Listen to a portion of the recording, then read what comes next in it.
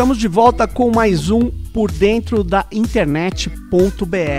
E nesse episódio nós vamos tratar dos melhores padrões para a internet funcionar. E para falar disso aqui, eu tô com Antônio Moreiras. Obrigado pela sua presença, Moreiras. O Moreiras é engenheiro, eletricista e mestre em computação. E é o gerente da área de projetos do Serptro, que tem um nome gigante, que é o Centro de Estudos e Pesquisas em Tecnologia de Rede e Operações. Mas não se assuste, porque se você quiser, você pode ouvir o podcast também, Camada 8. Ô Moreiras, antes de entrar mesmo na nossa conversa, por que você deu o nome de Camada 8 no podcast? Ah, Sérgio, a gente, em primeiro lugar, obrigado pelo convite, pela oportunidade de estar aqui contigo. É uma honra, um privilégio. E o nosso podcast é o seguinte, a gente, de um ponto de vista técnico, didático, a gente divide a construção, o funcionamento da internet em camadas.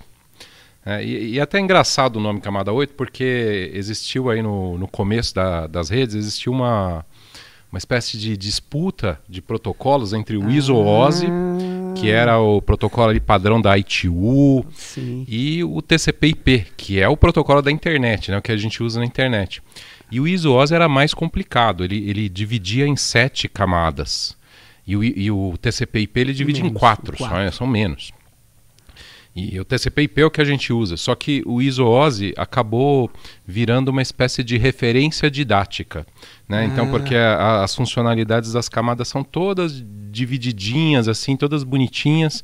Então, quando a gente aprende na faculdade, aprende no curso técnico, a gente aprende as 7 camadas e as funções delas. Daí a gente aprende as camadas do TCP/IP, como que elas se relacionam ali. E não existe uma camada 8. Então, o que é a camada 8? A camada 8 é a parte não técnica. São os usuários, são toda a parte de uso da internet. Então, a gente brinca que se qualquer coisa der errado, a culpa é da camada 8. É da camada 8. Exato. Então, olha aí. Agora eu entendi, foi preciso gravar esse podcast aqui para entender o nome do podcast Camada 8. Pois Obrigado aí, Moreiras.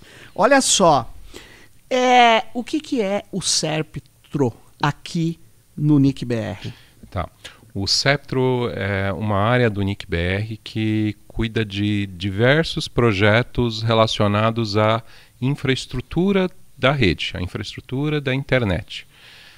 Também a disseminação do uso de bons padrões técnicos, de boas práticas técnicas para o pessoal dos provedores. Então, por exemplo, hoje o PTT, o IXBR, ele é um departamento separado aqui do NIC-BR, mas ele nasceu dentro do Serptro. No Serptro a gente tem uma área lá que cuida de medições de qualidade da internet. E a gente tem uma área, que é a área que eu tomo conta, em que a gente cuida de cursos de capacitação técnica, principalmente para o pessoal dos provedores de internet, mas para o pessoal das redes em geral, para eles conseguirem operar as redes com maior qualidade. Mas não só isso, tem projetos que eu gosto de chamar de projetos estruturantes. Então, o próprio PTT é um projeto que organiza... PTT é o que, Moreiras? Ponto de troca de tráfego. Ponto de troca de tráfego são estruturas na internet, dentro de data centers, conjuntos de data centers, onde as redes que formam a internet, os provedores de outras redes, vão lá e se interligam para poder fazer a comunicação entre eles. É uma das formas que tem de interligação. Então, a gente tem esses PTTs, esses Internet Exchanges, que é um outro nome, é o nome que a gente usa, a gente adotou um nome internacional, ix.br, para ficar mais facilmente conhecido, até porque tem muitas empresas de fora do Brasil que vêm participar.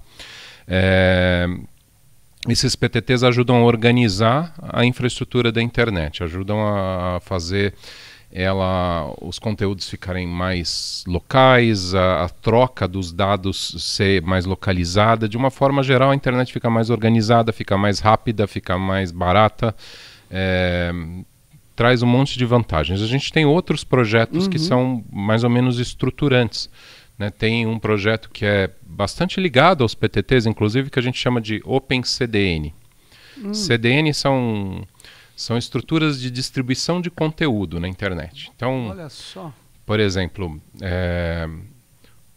as grandes empresas aí de conteúdo, Netflix, sim, Google com YouTube, o Instagram, TikTok, todos esses aplicativos, esses sites que tem muitos vídeos principalmente, mas não só isso, eles usam estruturas de distribuição de conteúdo, onde esse conteúdo você vai fazendo cópias dele, ele vai sendo replicado e o usuário sempre acessa a cópia que está mais próxima. Sempre acessa. Tipo um cache, assim. Isso, são caches, são cópias locais com toda uma lógica bem complicada por trás disso daí. Então ele tem que, Moreiras, botar um monte de servidor ali nesse CDN. Isso, servidores espalhados pelo mundo inteiro. Daí, às vezes, algumas empresas adotam a estratégia delas próprias, montarem uma estrutura para isso. Por exemplo, o Google tem a estrutura deles de distribuição de conteúdo. O Netflix tem a estrutura deles de distribuição de conteúdo. O Facebook tem a estrutura deles de distribuição de conteúdo, a Meta, né? Sei. Tem outras empresas, por exemplo, a Disney que lançou aqui o Disney Plus, os outros canais, eles usam empresas terceiras especializadas na distribuição de conteúdo. Então, por exemplo, a gente tem a Akamai, a Cloudflare, a Asion, a GoCache. Elas montam essa estrutura de servidores espalhados com essa função de replicar o conteúdo, de levar o conteúdo para mais perto do usuário. E essas empresas que têm o conteúdo contratam essas outras para fazer a distribuição. Então, uma Disney, por exemplo, que quer montar aquele serviço de distribuição de vídeos, e se eles não querem ter o trabalho de montar uma estrutura própria, eles podem contratar uma Akamai, uma Asion, uma Cloudflare para fazer essa distribuição para eles.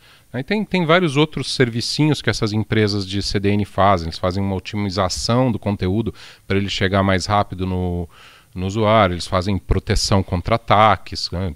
Proteções de segurança. Agora, e por que você... O Nick tem um CDN macro? Não, o Nick não tem um CDN. O Nick ele tem um dos projetos que a gente toca lá no Cetro é um projeto de compartilhamento de infraestrutura para incentivar que essas empresas coloquem esses caches, esses servidores espelho, de uma forma mais espalhada no Brasil. Então, por exemplo, aqui em São Paulo a gente tem o PTT, esse ponto de troca de tráfego, é o maior do Brasil e é o maior do mundo. Então, naturalmente, empresas de fora do Brasil vêm aqui para São Paulo e se conectam e querem se conectar nas redes brasileiras através de São Paulo. Só que o Brasil, a gente está cansado de ouvir falar, mas é verdade, é gigante, tem tamanho continental, né? Parece um clichê, mas é um clichê que é verdadeiro. O Brasil tem um tamanho continental, então não dá para o cara, pra uma empresa que vem de fora, querer se conectar em São Paulo e achar que vai atender bem o cara que está lá em Manaus, o cara que está lá em Cuiabá, o cara que está lá em Brasília, o cara que está no Nordeste. Não vai atender bem. É claro que é melhor do que se o cara não está aqui no Brasil. O cara não tem presença no Brasil. Chegou em São Paulo, claro, está atendendo o cara que está em Manaus, agora está muito melhor em acessar aquele conteúdo do que estava antes. Mas é muito melhor se o cara tiver um ponto de distribuição lá em Manaus, ou lá em Brasília, ou lá em Salvador, ou eu estou citando aqui lugares onde a gente já tem esse projeto colocado. Então a gente cria uma espécie de uma infraestrutura compartilhada, em que os provedores que atendem os usuários naquela região vão se conectar lá para buscar aquele conteúdo e eles bancam parte desse custo. No comecinho, o próprio Nick ajuda a bancar para alavancar o projeto, mas a ideia é que os provedores compartilhem os custos dessa infraestrutura compartilhada e daí fica viável para esse pessoal que tem o conteúdo vir e fazer o investimento e colocar os pontos de distribuição nesse lugar. E daí isso leva, vamos dizer assim, a uma experiência de uso da internet com mais qualidade pelo pessoal que está lá, leva um barateamento de custo, principalmente para o usuário, ele consegue então fazer aqueles streaming, aquelas coisas. Exato. Porque senão, se tivesse só uma estrutura na Europa, podia ter um problema de tráfego de dados. Vai ficar lento, vai ficar travando, não vai funcionar direito. O próprio provedor, ele vai pagar mais caro para ir buscar aquele conteúdo fora do que se o conteúdo está ali, ele está ligado diretamente. Porque quando o provedor se conecta no PTT e os conteúdos estão ali diretamente, ele tem basicamente o custo daquela infraestrutura física. E no caso desse compartilhamento de infraestrutura, ele vai ter o custo compartilhado, vamos dizer, a gente vai ter que contratar um data center para colocar esses servidores, a gente vai ter que contratar uma banda internet para alimentar com conteúdo esses servidores e vai compartilhar aquele custo, mas como é um custo compartilhado, acaba saindo muito baixo.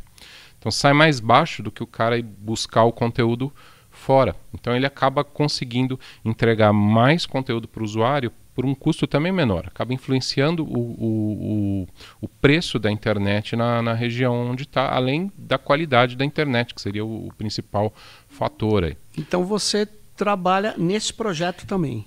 Também nesse projeto. E tem outros. Tem o projeto da Hora Legal Brasileira, em que a gente fornece o tempo, né, uma referência de tempo precisa para os equipamentos que estão ali fazendo a internet funcionar, ficarem sincronizados. E isso é importante para o funcionamento deles, é importante para quando tem algum problema de segurança, a gente saber os registros lá, os logs que vão sendo feitos, saber exatamente o que aconteceu antes, o que aconteceu depois. Então a gente tem um acordo com o Observatório Nacional. O Observatório Nacional, eles têm lá dentro deles um laboratório metrológico, que é a referência de tempo, que mantém a referência de tempo oficial aqui do Brasil. A Hora Legal Brasileira, e eles contribuem para a hora padrão mundial, aí, que é o UTC. A gente tem uma série de relógios atômicos, relógios de Césio espalhados pelo Brasil, que fazem, vamos dizer assim, uma escala de tempo brasileira, que é a Hora Legal Brasileira, e ela contribui com o UTC. Tem que ser atômico para não cair energia nunca. Não é. A definição de segundo hoje é baseada em alguma coisa lá que daí não me pergunta. Entre duas variações do estado do elétron, do césio, quando decai. Impressionante. Eu não entendo nada disso. Aí, se o pessoal do ON agora me ouvir aqui, não é nada disso. Mas tem alguma coisa. A definição do segundo tem a ver com o átomo de césio e com alguma característica física do átomo de césio hoje. Ou seja, então uma precisão absurda. É uma precisão tendem muito boa. E aí eles sincronizam tudo isso. A gente... Vocês distribuem a sincronização. A gente pega a hora do relógio de Césio. Tem um relógio de Césio ali atrás da gente. Ali, uma das luzinhas que estão piscando ali atrás. Rapaz, é um relógio de Césio ali que faz parte desse sistema. E a gente pega o tempo disso daí e distribui na internet por meio de um protocolo padronizado, que é o NTP, e os pessoal dos provedores, das redes em geral, podem usar isso gratuitamente, com precisão. Uma vez eu fui entrar no Google, ele falou, seu relógio está desincronizado. É curioso isso. É que eu sou usuário de Linux, eu tive que fazer uma sincronização. Gozado, porque estava dando uma data errada, mas não tem a ver diretamente com isso, mas tem a ver, porque os prazos de entrega de documentos têm que estar validados. Mas mais que isso, né? Você pega hoje a assinatura eletrônica, tudo que tem a ver com criptografia, muitos algoritmos de criptografia, eles são baseados em relógios. Se você tiver com a hora do computador errado, aquela criptografia não vai funcionar. Você não consegue fazer o login em serviços. Por isso. Eles param, né? Provavelmente por isso que não funcionou. Sim. Porque um HTTPS, talvez, não sei. Talvez tenha... algumas a data coisas de assim. Certificados de HTTPS, você vai achar que o certificado está vencido ou que o certificado está com uma data futura e ele não vai entrar. Interessante. Então são detalhes que fazem a diferença e muitas vezes a máquina para e a gente não sabe. Mas eu queria voltar no negócio. Você estava falando ainda no começo o que o Septro faz, né? Mas, Moreiras, antes eu não sei se foi do Septro esse projeto, mas quando eu o conheci, você estava trabalhando com, vamos dizer, uma transição para o IPv6. Você trabalha com isso ainda? Ainda sim. Trabalha com isso. Mas explica pra gente aqui o que é essa transição de uma versão 4 do IP para uma versão 6. Tá, vamos explicar. Então, sim, esse projeto de disseminação dessa tecnologia, de ajudar o pessoal do Brasil a fazer a transição, é um projeto do Septro e a gente ainda trabalha nele. Hoje, esse ano, inclusive, faz 15 anos que a gente começou com esse projeto. Faz 25 anos que o protocolo foi padronizado, esse novo, entre aspas, novo, né? Já 25 anos, não é mais tão novo, que ele foi padronizado e a gente ainda está com essa transição em curso. Então, em primeiro lugar, é importante a gente entender que o IP é a abreviação de Internet Protocol, protocolo internet, é o protocolo que dá nome à rede. É o protocolo que separa, vamos dizer, o mundo que a gente chama de internet do mundo de telecomunicações. É o protocolo que dá as características, que funciona, é a base de toda a internet. É o protocolo que é responsável por definir as regrinhas. O protocolo é um conjunto de regrinhas. Sim. Regras de comunicação que podem ser entre máquinas, no caso são entre máquinas, entre computadores. Então ele define uma série de regrinhas de comunicação entre computadores. Esse protocolo basicamente é o que define como as informações têm que ser divididas em pacotinhos de dados, em pedaços, né? E como elas vão ser envelopadas, como elas vão ser empacotadas com informações de origem e destino para poder trafegar por toda a rede e sair do seu computador, chegar lá num servidor ou em outro computador do outro lado e voltar. O protocolo internet é o que define as regras mais básicas de como as informações trafegam na rede e todo o resto do funcionamento da internet depende desse protocolo, está em cima desse protocolo. No caso do IP, ele também é um protocolo de um sistema de endereçamento, né? Que você falou, origem e destino. Exato. Uma das coisas que são definidas nesse protocolo são os endereços. Então, quando a gente fala de IP, os endereços também são chamados endereços IP. Então, às vezes, quando a gente fala só IP, a gente pode não saber, a não ser pelo contexto, se a gente está falando do conjunto de regras em si ou dos endereços em si. Mas o protocolo define endereço. Então, cada computador, cada dispositivo na internet que está conectado tem lá um endereço IP. E que a gente, no campo de engenharia, a gente gosta de usar o termo unívoco. Né? Único. O Demiguetico vive falando isso. Pois é, a gente gosta desse termo. É o único sem possibilidade de confusão. Cada máquina tem um endereço inequívoco. Exato. Mas não é mais, já não é tão assim hoje em dia, porque a gente tem que, justamente porque a internet cresceu demais, não é que cresceu demais. É assim, esse protocolo começou a ser definido lá no final da década de 60, durante a década de 70.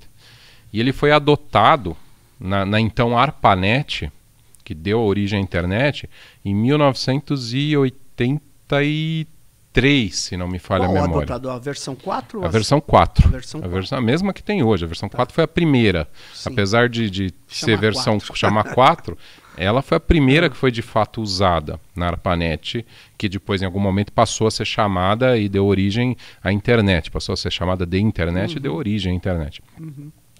E desde então a gente vem usando o mesmo protocolo, mas isso foi criado e adotado num contexto em que a internet basicamente interligava algumas instituições de pesquisa, algumas universidades que eram financiadas então pelos militares americanos para pesquisar essas redes de comutação de pacotes, essas redes onde a gente divide digitalmente a informação em pacotinhos e faz esses pacotes trafegarem por caminhos às vezes até diferentes para ter redundância, para ter, enfim, para ter uma rede mais confiável.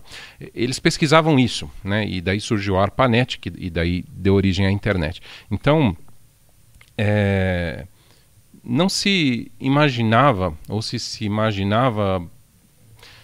Bom, não sei dizer se imaginavam ou não, porque eu não estou na cabeça dos caras que criaram isso, mas eu acredito que não, que o pessoal não imaginava que isso em 2023 a gente ainda está usando esse... Não, o pessoal provavelmente imaginava, estamos colocando essa versão aqui, vamos experimentar isso, fazer uns testes, daqui a 1 ou 2 anos a gente vai colocar uma versão nova. Mas foi um negócio que deu tão certo que foi ficando.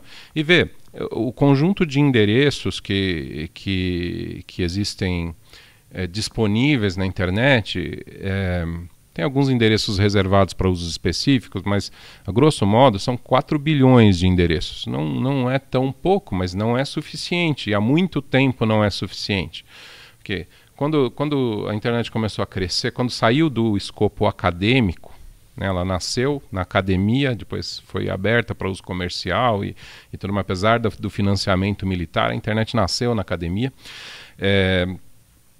Quando saiu do escopo acadêmico, se começou a alocar, né, definir blocos para as empresas, e eram grandes blocos na época. Houve desperdício, mas precisava. Esse desperdício era um desperdício necessário, dado o funcionamento da rede. Então, quando a gente fala 4 bilhões, parece muito, mas não é. Né? E logo que a internet foi aberta para uso comercial, o pessoal viu, isso não vai dar certo. Isso vai acabar. Vai dar ruim, como dizem hoje. Não vai funcionar, vai acabar. Isso vai acabar rápido. E daí, no comecinho da década de 90 mesmo, se criou, dentro de uma instituição na internet, que é a principal instituição responsável lá por padrões, se criou um grupo de trabalho para se definir um novo protocolo, né? Para se definir 2 coisas. Primeiro o pessoal falou, vamos fazer uma solução de curto prazo aqui para durar um pouco mais, e vamos pensar num negócio novo como solução de longo prazo. Então esse negócio novo, que foi, na época eles chamaram de IPNG, IP nova geração de IP, virou o IPv6. Que ficou pronto, a primeira versão dele padronizada em 98. E tinha um outro grupo de trabalho em paralelo que criou algumas técnicas para o IPv4 durar mais. Então criou um negócio que tecnicamente a gente chama de CIDR, que é o Classless Interdomain Routing, parece super complicado. É complicado, né? Mas isso é assim, a gente começou a distribuir blocos de tamanhos mais apropriados, em vez de blocos muito grandes. Se criou nessa época também o famoso NAT. NAT, hoje a gente tem o CGNAT, o compartilhamento de endereços. Então, tem gente que pensa até hoje que o NAT é uma solução de segurança para separar a rede interna da empresa ou da casa. Não é. Não, é uma não solução de escassez. É uma solução de escassez que, por acaso, ele funciona como um firewall, acaba funcionando como um firewall, mas às vezes isso é desejado e às vezes isso é indesejado. Em certas ocasiões, certos serviços que você quer colocar para rodar dentro da tua rede, você tem um firewall ali atrapalhando a vida, é horrível, não é bom. Então não é uma solução de segurança, apesar ele traz problemas de segurança muitos, mas ele virou uma coisa comum. Desde a década de 90, tudo quanto é empresa, tudo quanto é casa, a gente usa a NAT. A gente pega um endereço IP e compartilha. E agora, mais recentemente, a gente passou a fazer um compartilhamento duplo, porque o próprio provedor, por conta da escassez, ele já tem que entregar um IP para o usuário que ele já está compartilhado. Então, ele entrega um endereço tipo falso, entre aspas, um endereço de uma outra faixa para o usuário, enquanto o endereço que funciona mesmo está lá na rede do provedor, e o usuário compartilha de novo ainda aquele endereço dentro da rede dele, e isso traz uma série de problemas. Ô, Moreira, deixa eu só te perguntar uma dúvida. Isso tem a ver com o fato por exemplo, na versão, que você ainda nem começou a falar, a versão 6, que tem muito mais IPs disponíveis, um provedor, sei lá, o UOL ou qualquer outro, ele pode te dar um IP, eu chamaria de fixo, para você. Pode te dar um IP fixo. No caso, hoje, eles não fazem. Anteriormente, na versão 4, eles não faziam isso. Eles davam de manhã, se entrasse à tarde, eles te davam outro. O mais comum para os usuários domésticos é você fazer esse IP dinâmico para ele poder ser reaproveitado, né? E isso veio, na época, da época em que a gente tinha internet de escada, isso fazia um grande sentido, porque o cara não ficava conectado o tempo inteiro. Claro. Né? E depois, como a internet passou a ser fixa, sei lá, por cabo, por fibra ótica, isso parou de fazer um pouco sentido, mas aí comercialmente continuou fazendo sentido para os caras, porque eles usaram isso para diferenciar uma conexão doméstica de uma conexão corporativa, de uma empresa.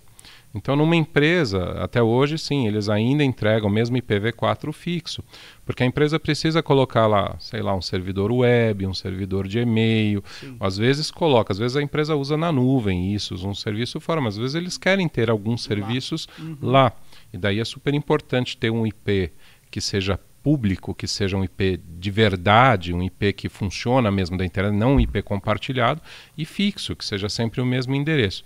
Para a gente, na nossa casa, não é tão importante isso. Agora, essa questão de fazer o IP dinâmico, ela veio também da escassez, né, de você poder reutilizar os IPs. E com o IPv6, como você disse, a gente tem muito mais endereços. O IPv6 é basicamente uma releitura do IPv4, ele tem algumas diferenças, mas elas não são muito grandes, onde a gente tem muitos mais endereços disponíveis. Só que por uma decisão de projeto lá atrás, eles são incompatíveis. Então a transição é uma transição complicada, em que eu não posso colocar o IPv6 para, sei lá, usuários novos e eles simplesmente conversarem com os usuários antigos que estão com o IPv4. Isso não existe. Não existe. Não existe. Eu preciso colocar o IPv6 para todo mundo. E na hora que tiver quase 100% dos usuários e dos serviços com IPv6, aí eu posso começar devagar a tirar o IPv4, porque ele vai ser basicamente inútil. Então essa transição está em curso, né? E ela é super complicada.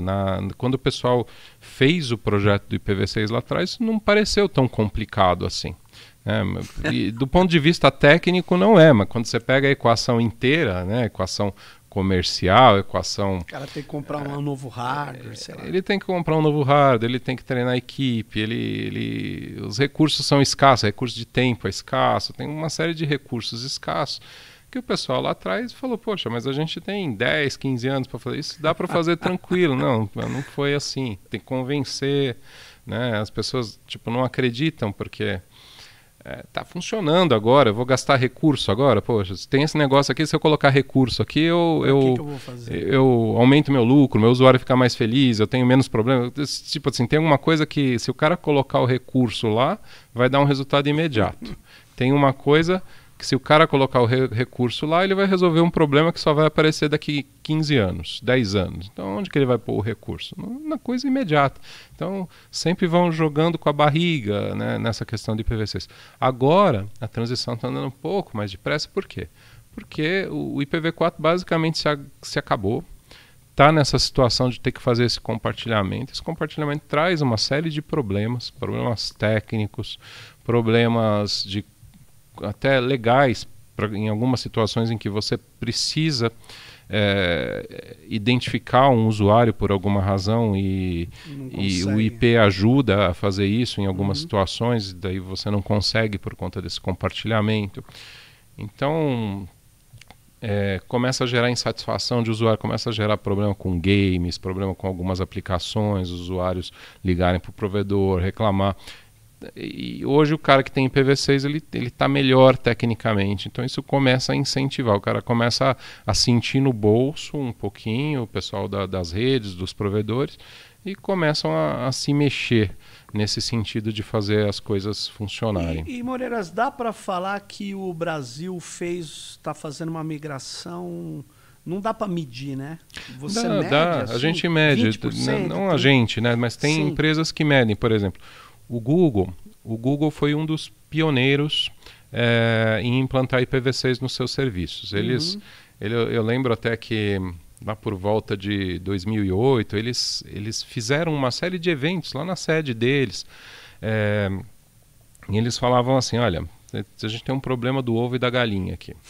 O provedor de internet ele não quer implantar IPv6 na rede para chegar no usuário porque ele fala que não tem conteúdo em IPv6. E o provedor de conteúdo, ele fala que ele não vai botar IPv6 no conteúdo, porque não tem nenhum provedor de internet, não tem nenhum usuário apto a acessar esse conteúdo em IPv6. Então a gente vai fabricar uma galinha aqui. O Google vai colocar IPv6. E colocar IPv6 e começaram a chamar esses eventos para falar da importância do IPv6, porque eles viam, ele não era que são bonzinhos, eu gosto de tecnologia, até teve, né, tipo assim, o mérito pessoal de funcionários que olharam para isso e falaram, esse negócio é importante e é legal, então vamos trabalhar nisso, mas como empresa, eu acredito que eles viram, tipo, vamos ter problemas se a gente não fizer isso. Vamos fazer esse negócio que a gente vai atender o nosso usuário com mais qualidade, nosso usuário melhor. E aí chamaram, né? Então, o Google, há muito tempo, eles têm o serviço deles em IPv4 e IPv6. E ele consegue saber, quando você acessa o buscador, por exemplo, ele consegue saber se você acessou o buscador via IPv4 ou via IPv6. Para o usuário é transparente. Se o teu provedor te dá IPv6 em casa, se o teu provedor tem IPv6 disponível, você vai acessar lá www.google.com e você vai acessar, você não sabe se está via IPv4, se via IPv6, e não é para saber, tem que ser transparente para o usuário final. Mas se tem IPv6, o Google vai saber que você acessou via IPv6, né? Qualquer cara que tenha o site, a infraestrutura do site, ele consegue lá olhar nos logs, lá no registro, ele sabe se o acesso foi feito via um IPv4 ou via um IPv6. E o Google divulga essas estatísticas publicamente, assim como outras empresas divulgam essas estatísticas publicamente. Então, a gente tem, agora eu não lembro exatamente o número de cabeça, mas em torno de 40% aí dos usuários globais e dos usuários da internet brasileira também, eles já acessam via IPv6, eles só acessam o Google e então, consequentemente, a gente pode inferir que acessam também todos os outros sites que estão disponíveis via IPv6. Moreiras, por que altera com games? Você falou que me chamou a atenção, porque tem um monte de gente aí que gosta muito de games. E como é que é isso? Cara, games a gente tem... Bom, games são consumidores de recursos, né? Bastante consumidores de recursos. Mas... às vezes até por despreparo. Por exemplo, a gente tem uma série de problemas com os PlayStations. A Nintendo não tem feito um trabalho legal de preparação para essa transição. Então, hoje eles estão num ponto em que eles não funcionam direito nem com o IPv4 nem com o IPv6. Não o PlayStation. O PlayStation. Desculpa, o PlayStation. A Nintendo? Não, o PlayStation, desculpa, me confundi aqui. O PlayStation em si. Eles não funcionam nem com o IPv4 nem com o IPv6. Por quê? O IPv4 a gente está nessa situação de compartilhamento. Então pode ser que eu estou lá com o meu PlayStation em casa, você está com o seu na sua casa, e a gente vai acessar a PlayStation Network para fazer algum game, só que o provedor que me atende é o mesmo que o seu. E o IP, o endereço que a rede da PlayStation enxerga, é o mesmo para você e para mim. Né? Então o cara fala, peraí, como assim? Tem dois consoles na mesma casa? Isso está esquisito, esse usuário deve ser um pirata. Bloqueia esse IP. E daí tem 50 outros caras usando o mesmo IP. Entendi. E daí aquele IP não funciona mais para game. Aí o cara liga para parou de funcionar o PlayStation aqui. O que eu faço? Né? Aí, enfim, aí você vai conversar lá com a PlayStation e vai falar, não, o provedor tem a obrigação de dar um IP fixo para o usuário, esse negócio de transição para IPv6, cara, não, o provedor, tipo assim, não é questão de obrigação, não, ele não tem condição técnica de fazer isso. Não, agora sim, porque eu tenho eu tenho dois filhos que são usuários intensivos e eles têm uma versão antiga do PlayStation, tem 2 PlayStation em casa. Agora eu fiquei preocupado. Agora eu entendi porque de vez em quando dá conflito. Dá conflito. Dá conflito por causa da PlayStation, não tem nada a ver com... mas nesse caso específico, não adianta também o provedor ter IPv6, porque o PlayStation em si ainda não está preparado. Né? Mas é um exemplo de situação em que o compartilhamento de IPs está dando problema. E a solução viável para isso é ir por IPv6. Só que daí o provedor tem que colocar IPv6, mas o PlayStation tem que se adaptar também. Os roteadores em casa também ou não? Os roteadores em casa também. Os roteadores em casa... já saem. A maioria sim, mas a gente ainda tem problemas com aqueles roteadores Wi-Fi genéricos aí que se compra no mercado. Você ainda encontra roteadores com problemas com IPv6 por aí, ou com situações em que até quando o roteador funciona bem, ele não vem habilitado por padrão. Então você tem que entrar lá numa configuração, habilitar, e às vezes não é na configuração básica, não é um negócio fácil de fazer. Entendi. Então a gente ainda tem problemas. Com esses aparelhinhos aqui, felizmente a gente não tem mais problemas. Com internet, com smartphones, a maior parte, acho que todos hoje vêm com IPv6, funciona bem. As operadoras móveis, a maior parte delas já estão usando IPv6, isso aqui já está relativamente bem resolvido.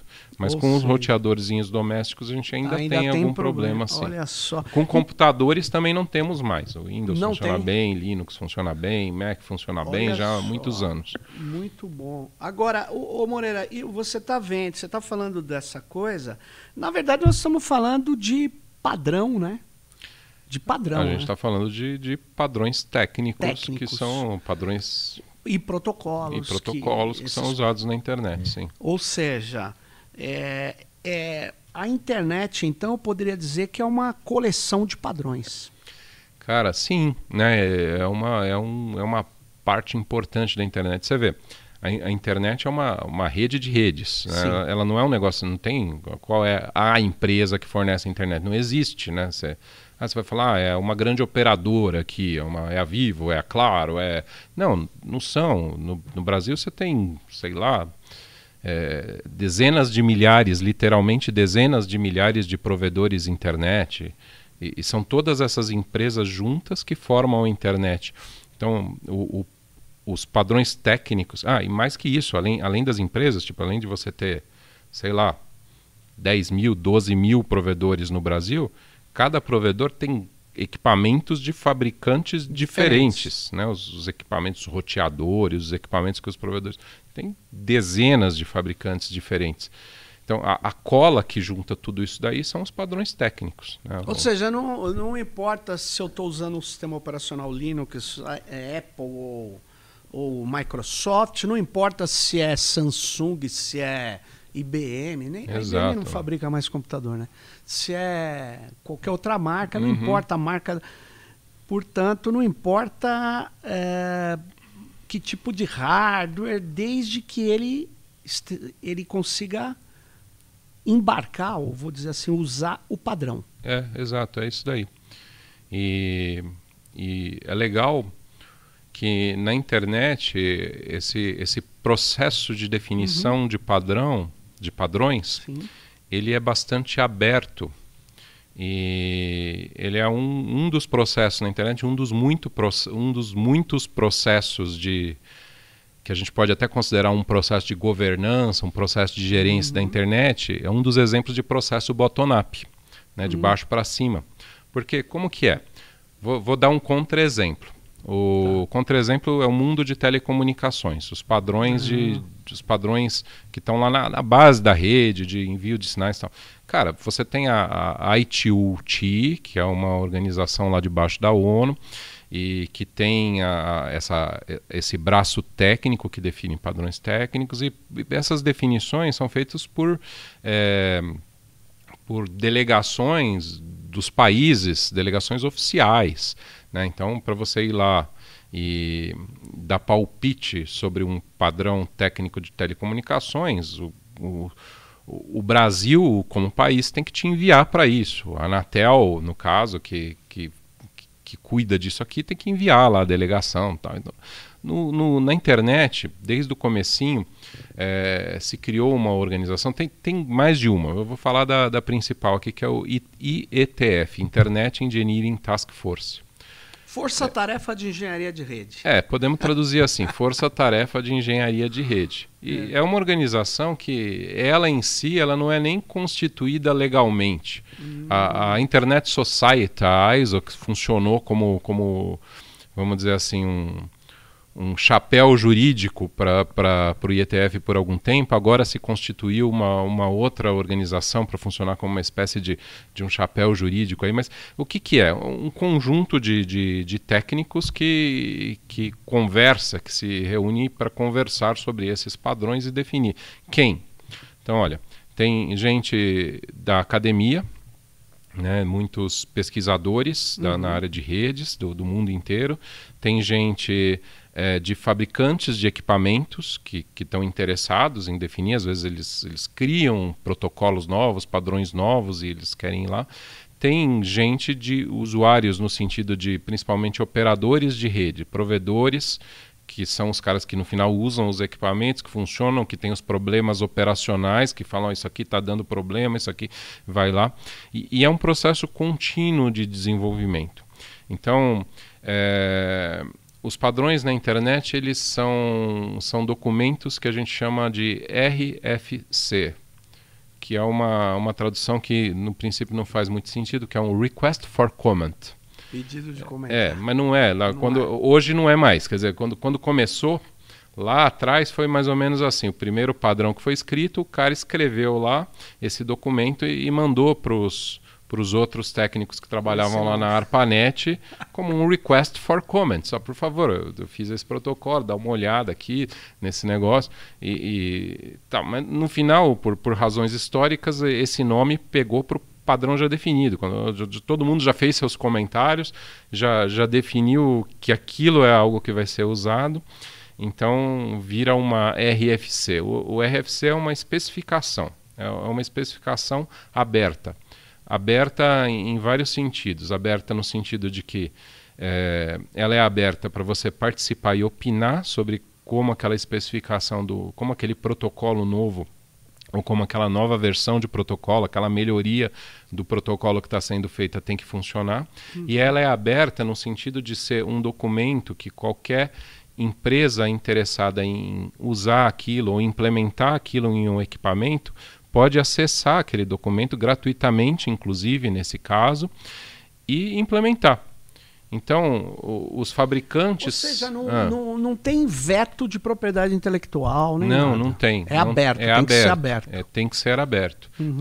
Quando, por exemplo, se uma empresa privada desenvolve primeiro uma tecnologia e quer que aquilo seja usado na internet e vai nesse processo de ETF, ela tem que renunciar à propriedade intelectual, tem que ser aberto. O outro cara tem que conseguir usar e implementar aquilo sem pagar royalties para ninguém.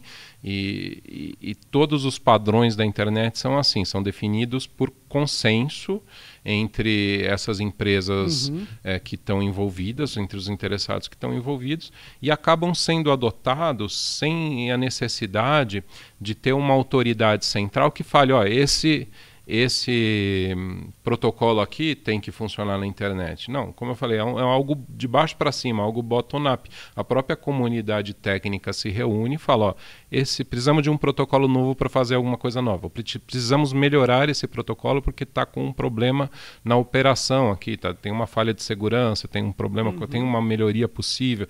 E vão se criando essas versões novas e a própria comunidade vai adotando, porque é interesse da comunidade, é interesse de todo mundo. Então é um processo muito legal, muito interessante. O documento básico dos padrões da internet é a RFC. É a RFC.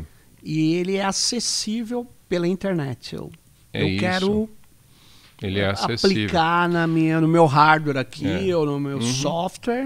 Não só o documento, como esse processo todo para definir o documento, ele também, a maior parte dele acontece via listas de e-mail na internet.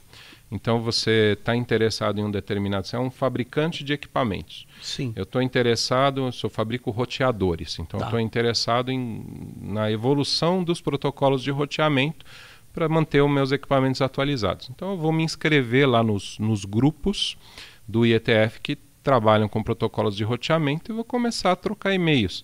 E pessoas vão fazer propostas que a gente chama de drafts, rascunhos de melhorias, e o pessoal começa a discutir em cima daqueles documentos. Aí o pessoal que vai implementar, os fabricantes, a academia, as universidades, eles começam a fazer testes em cima daquilo, simulações, fazem implementações, junta 2 fabricantes, a universidade, faz teste para ver se interopera, faz teste para ver se o documento está claro e se você consegue implementar, uma pessoa, uma empresa consegue implementar aquilo, a outra também, e aqueles equipamentos se conversam, aqueles softwares se conversam. Na hora que, ok, definimos, é isso aqui mesmo, as coisas estão se conversando, o documento está claro o suficiente, o documento passa para o status de uma RFC e vira um padrão. Mas então tem que ser por consenso, seja em geral. É um consenso que, dentro do processo de ETF, o pessoal fala que é um consenso aproximado. E que é uma definição meio complicada, que é assim, não é exatamente uma maioria. Na maior parte das vezes é uma maioria. Se a maioria concorda com alguma coisa, aquilo vai. Mas se tem um cara dentro desse processo que ele tem uma objeção técnica bem embasada, vai travar o processo e aquela objeção vai ter que ser bem respondida, bem... Então, às vezes não é nenhuma questão de, mas todo esse monte de gente aqui acha que é isso aqui, mas esse cara que levantou um ponto que é um ponto super importante. Então, isso daqui tem que ser respondido, senão não vai para frente. Então, pode ter gente contra, tal, mas a pessoa... para travar o processo tem que ter uma objeção muito bem embasada tecnicamente. Por exemplo, Moreiras, uma pessoa de uma universidade brasileira, ela não é uma fabricante, não é... Pode se inscrever nessa lista. Fala, sou pesquisador, eu quero acompanhar. Ele pode? Pode, não precisa nem falar nada. Se inscreve lá e começa a acompanhar.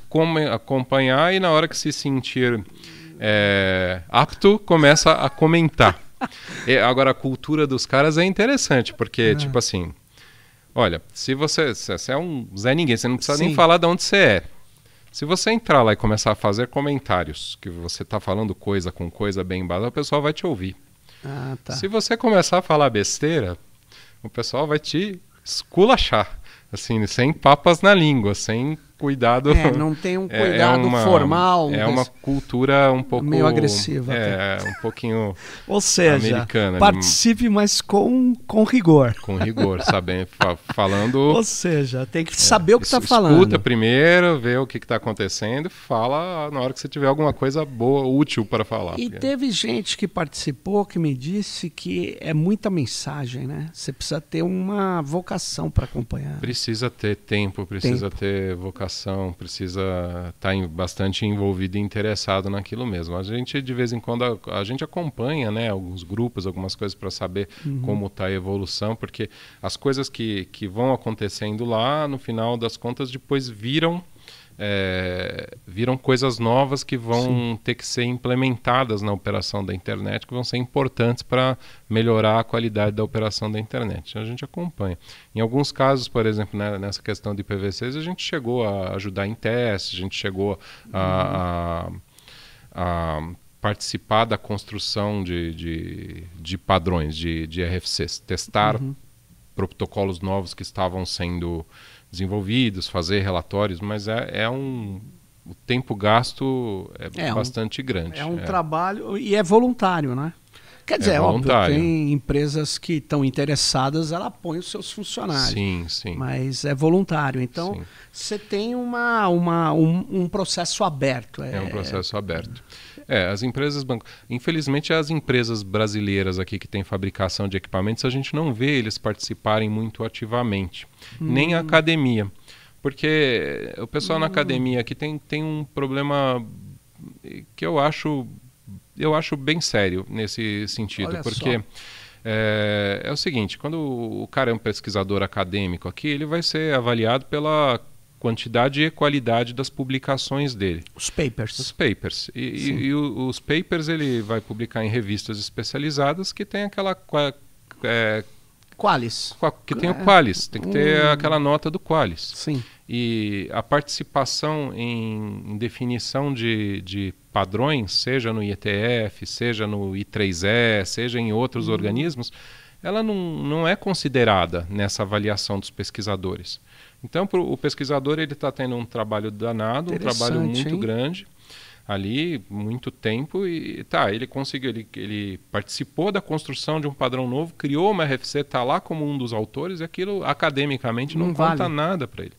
Isso não acontece assim em todos os países. A gente vê, por exemplo, um grande número hoje de pesquisadores chineses participando do IETF, e lá, pelo que a gente, assim, pelo que eu pessoalmente pude conversar com alguns, cara, conta mais do que a publicação, do que se ele participar da definição de um padrão tecnológico, num desses organismos internacionais que fazem isso, isso conta mais do que publicar um paper numa revista Qualis qualquer coisa. Olha que interessante que você está falando, Moreiras, como a evolução da tecnologia e a regulação real está sendo feita por esses protocolos. Participar disso é participar da direção da tecnologia, da direção daquele... E a China está interessada nisso. O problema é que o Brasil, no meu modo de ver, tem um problema mais sério. É um problema de não estar interessado em estar na ponta dessas coisas, de inventar essas coisas muitas vezes. É um problema isso.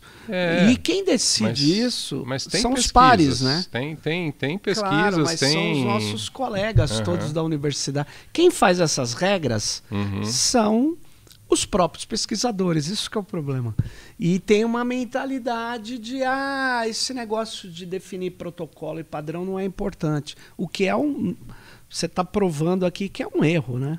No meu modo de ver, é um erro. No meu modo de ver, é sim um erro, né? E a gente vê pesquisas, vamos dizer assim, acadêmicas que chegam muito perto do operacional e que provavelmente poderiam estar, esses pesquisadores, ou dentro do escopo dessas pesquisas, eles poderiam estar contribuindo também nessa definição mais operacional. Às vezes não, né? Às vezes o próprio IETF ele tem um braço lá que eles chamam de IRTF, que é o Internet Research Task Force. Seria para pesquisas que elas não estão tão vinculadas ao operacional, são coisas um pouco mais, sei lá, para o futuro, umas ideias um pouco, vamos testar essa ideia, né? Então, às vezes a pesquisa acadêmica é assim, ok, vamos fazer um protocolo completamente novo, que ele faz o roteamento não por endereço de origem e destino. Isso é um exemplo que tem muitas pesquisas nesse sentido. Em vez de fazer o roteamento por endereço de origem e destino, faz o roteamento por conteúdo, né? Pelo conteúdo que está lá publicado. Tipo, esse conteúdo pode estar em vários lugares e o usuário vai chegar no conteúdo. Não interessa onde o conteúdo está. Então, diferente. É um conceito completamente diferente. Então tem pesquisas vamos imaginar como seria uma internet feita do zero, com um protocolo, com um conceito completamente diferente. Aí o cara faz, implementa, testa, né? E isso não tem como virar um negócio operacional de um dia para o outro, mas são ideias interessantíssimas. Aliás, tem uma coisa que eu vi, eu não sei se... curiosidade.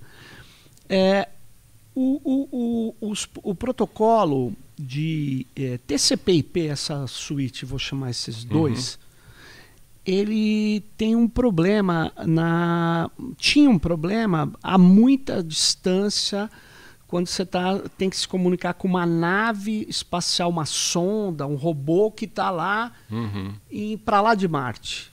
Por quê? Porque você tem que checar se o pacote chegou não corrompido. E eu me lembro disso, tinha um problema, que essa checagem a distâncias muito longas é um problema. Problema. E tinha um grupo. Você sabe se esse grupo ainda existe, desse protocolo intergaláctico? Não é algo que eu acompanho, mas é algo que eu não acompanho de perto, mas sim existe. E é até interessante porque o Vinton Cerf, hoje é um diretor lá no Google, um cara que trabalha no Google, mas ele foi um dos caras lá da ARPANET, ele foi um dos pais, ele foi um dos inventores do IP, junto com o Robert Kahn, lá, o Bob Kahn. E hoje ele participa desse grupo e que sim, a gente tem dois problemas, bom, do pouquinho que eu sei, né? A gente tem o problema do tempo de transmissão da informação ser muito alto, e a gente tem o problema de que nem sempre você consegue transmitir a informação. Vê, sei lá, os planetas têm velocidades de rotação diferentes. Distintas. Tem uma hora que os dois, você está mandando uma informação para Marte, tem uma hora que os dois estão do mesmo lado do Sol, tem uma hora que você tem um de um lado do outro. Não tem como você mandar uma informação para o outro lado do Sol, certo? Aí você tem que esperar, ou você vai ter que mandar por algum outro ponto que vai fazer um relay, um meio do caminho, ou você vai guardar aquela informação. Essa do Sol foi boa, hein, Moreiras? Eu não tinha pensado nisso. É verdade. Então você vai guardar aquela informação para no futuro, quando tiver uma disponibilidade de comunicação, você mandar. Virou a época da BBS, né? Virou como a BBS que fazia a ligação à noite para baixar. Então é isso. De bobear, devem usar algum conceito daquela época lá. Ou seja, para resolver esses problemas, a comunidade técnica e os pesquisadores tem que se reunir e resolver esses problemas. Tem uma outra organização que eu acho que vale a pena citar. Essa eu não acompanho muito de perto, mas vale a pena citar, que é o W3C, que trabalha nos padrões web. Isso. Essa é organizada de um jeito um pouquinho diferente. É uma espécie de consórcio de empresas. Do Tim Berners-Lee, né? Do Tim Berners-Lee, que desenvolveu... Ele desenvolveu a web em si, né? Ele fez uma versão... O HTTP junto com... isso. Então, o HTML, o CSS, essas linguagens de definição sobre o JavaScript, essas linguagens de definição sobre como o conteúdo é escrito e apresentado, e outras. Tem padrões para dados abertos, que são muito usados hoje por instituições públicas, e N outros padrões que são relacionados à web, que é essa parte da internet que a gente usa muito nos navegadores, até está embutida nos aplicativos de celular também. Você tem essa outra organização que cuida disso. O HTTP, o HTTPS, que é a parte de comunicação, é o IETF. Está no IETF. Mas o HTML, o CSS, essas outras coisas, aí já é o W3C. E aqui no NIC não é uma área que eu trabalho nela, não tem, mas a gente faz parte desse consórcio, a gente abriga o escritório brasileiro do W3C Brasil. W3C Brasil. Muito legal. Bom, Moreira, a gente já falou 53 minutos, nosso episódio já passou, mas isso é normal. Mas deve ser assim no Camada 8 também, né? Também a Camada 8, gente. Pois Onde ele achou a Camada 8? Mas, não perca também, né? A Camada 8. O Moreira. E você está convidado a gravar um episódio com a gente. Vamos gravar um episódio. Você vem cá, eu vou lá. É isso aí. Então... muito obrigado vocês que nos ouviram, dá um clique aí pra gente, ajude a divulgar esse especial por dentro da internet.br. E para terminar, vou dar a palavra pro Moreiras. Fala aí, dá uma mensagem para nossa audiência, Moreiras. Nossa, o que eu falo agora? Primeiro, agradecer a oportunidade de gravar o episódio aqui de novo com você. Legal. E dizer a todos vocês que... a maior parte do pessoal que está ouvindo aqui esse podcast, eu acredito que não sejam técnicos. Né? E é bastante importante a gente conhecer o funcionamento técnico da internet, saber como são essas definições. O Sérgio citou algumas vezes, né, que uma parte real da regulação da internet, de como a internet funciona, do que é possível ser feito na internet, ela acontece justamente na definição desses padrões técnicos, na prática. Perfeito. Então é bastante importante acompanhar isso. Né? Vou dar um exemplo bastante prático disso. Quando se descobriu que havia aquela onda de vigilância na internet, que tudo estava sendo grampeado e tudo mais... o que foi feito dentro do IETF? Foi colocado lá uma espécie de uma diretriz para que todo o desenvolvimento, onde fosse possível, fosse feito com criptografia, com a criptografia ativa e ativa de forma automática, sem que o usuário precisasse ir lá e configurar, mesmo que não fosse a criptografia mais perfeita do mundo, que fosse colocado o que fosse possível ali de criptografia para poder, ao máximo, dificultar. Porque você nunca vai impedir, se um governo, com os recursos de um governo, quer olhar o que o Sérgio Amadeu está fazendo na internet, ou o que o Moreira está fazendo na internet, eles vão conseguir. Mesmo que tenha criptografia, provavelmente eles vão conseguir. Mas eles não vão conseguir, se tiver criptografia de uma qualidade razoável, olhar o que toda a população está fazendo ao mesmo tempo de uma forma indiscriminada. Então, perfeito. É um exemplo bastante prático de onde a parte que é um pouco política da coisa se mistura com a parte técnica. E a gente viu, o ouvinte pode... Como que a gente chama quem está assistindo? Telespectador? Telespectador, agora eu fiquei quem está assistindo e quem está ouvindo, enfim. Você aí, pode também ter observado nos últimos anos como vários sites eram HTTP e hoje a gente usa só HTTPS. Então, fez parte desse movimento de, olha, vamos colocar criptografia automática em tudo. Então, é algo bastante importante mesmo para você que não tem, de certa forma, esse background técnico, esse interesse nas questões técnicas, mas é bom sempre dar uma acompanhada, olhar, porque tem muito a ver. É isso aí. E fique ligado e até a próxima. Tchau aí, pessoal.